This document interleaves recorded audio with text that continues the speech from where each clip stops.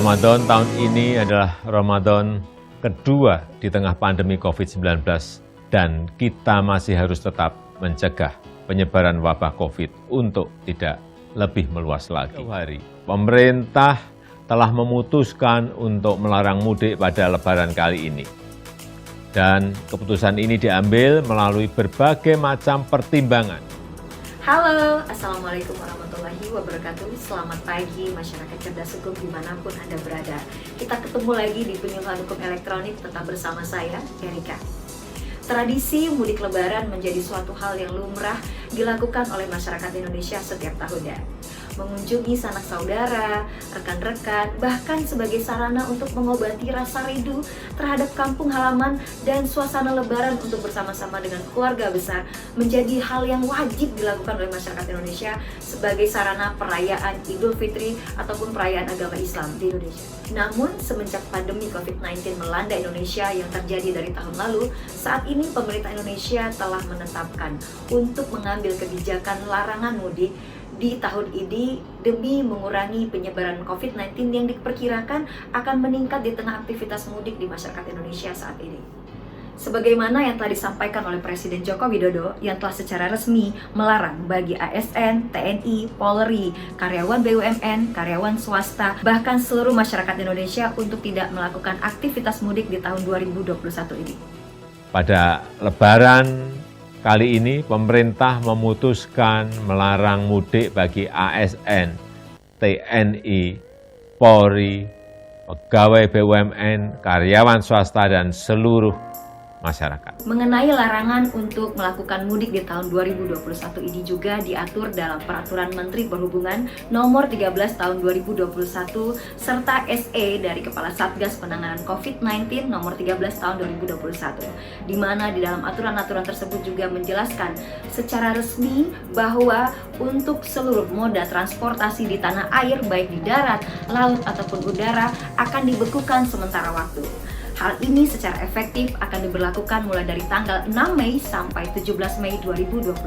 Eits, jangan panik dulu. Masih ada kok pengecualian-pengecualian yang diberikan oleh pemerintah bagi transportasi untuk tetap beraktivitas selama larangan mudik ini diberlakukan. Selain itu juga ada beberapa wilayah di Indonesia yang diizinkan untuk melakukan mudik lokal atau istilah namanya aglomerasi. Gimana? Penasaran nggak untuk detailnya? Ayo, kita kupas tuntas detail mengenai larangan mudik di tahun 2021 ini yang sesuai dengan aturan perundang-undangan. Cekidot! Mudik merupakan fenomena tahunan menjelang Hari Raya Besar di Indonesia, terutama saat Hari Raya Idul Fitri. Namun mudik tahun ini menimbulkan polemik. Pasalnya seluruh dunia kini tengah dilanda wabah COVID-19 yang penyebarannya ternyata lebih cepat melalui mobilitas manusia. Di sisi lain, masyarakat menilai mudik adalah momentum, terutama bagi para pekerja perantau yang sulit mendapatkan hari libur untuk berkumpul dengan sanak keluarga. Pemerintah Indonesia sendiri kini telah mengambil kebijakan demi menghindari penyebaran COVID-19 yang mungkin saja diprediksi akan meningkat dikala masyarakat melakukan aktivitas mudik dengan memberlakukan larangan mudik tahun 2021. Dengan banyaknya perantau yang kemungkinan besar mengikuti tradisi mudik ini, dikhawatirkan akan menjadi transmisi lokal COVID-19 bagi masyarakat di daerah. Dan tertuang dalam Peraturan Menteri Perhubungan Nomor 13 Tahun 2021 tentang pengendalian transportasi selama masa Idul Fitri 1442 Hijriah tahun 2021 dalam rangka pencegahan penyebaran COVID-19. Peraturan Menteri ini diterbitkan untuk menindaklanjuti terbitnya Surat Edaran Kepala Satgas Penanganan COVID-19 Nomor 13 Tahun 2021 tentang peniadaan mudik pada bulan Ramadan dan Hari Raya Idul Fitri tahun 1442 Hijriah. Dan tentunya tak ketinggalan juga Undang-Undang Nomor 6 Tahun 2018 tentang kekarantinaan kesehatan. Aturan ini mulai efektif dari tanggal 6 Mei sampai 17 Mei 2021. Bagaimana? Penasaran dengan detailnya? Berikut aturan mudik 2021. Pertama, angkutan darat.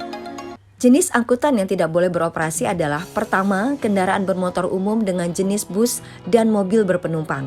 Kedua, kendaraan bermotor perseorangan dan jenis mobil penumpang, mobil bus dan kendaraan bermotor. Dan terakhir adalah kapal angkutan sungai, danau, dan penyeberangan. Pengecualian akan diberikan kepada kendaraan yang memiliki tujuan khusus seperti transportasi barang, logistik, mobil petinggi negara, ataupun kendaraan para Satgas COVID-19. Selain itu juga diberikan pengecualian bagi ASN yang melakukan perjalanan dinas, BUMN, BUMD, TNI, atau dinas swasta yang juga melakukan perjalanan dinas. Tapi semuanya tetap memerlukan surat tugas dengan tanda tangan dan cap basah dari pimpinan.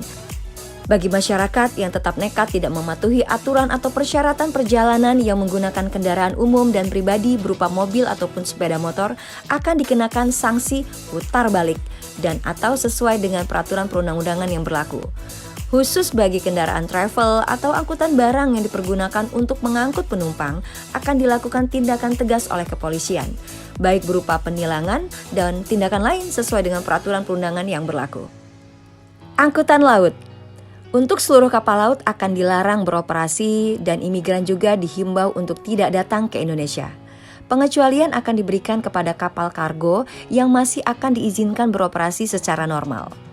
Bagi mereka yang melanggar aturan adalah sanksi administrasi berupa tidak diberikan pelayanan di pelabuhan, serta pencabutan izin siupal sesuai dengan tahapan yang diatur dalam ketentuan peraturan perundang-undangan.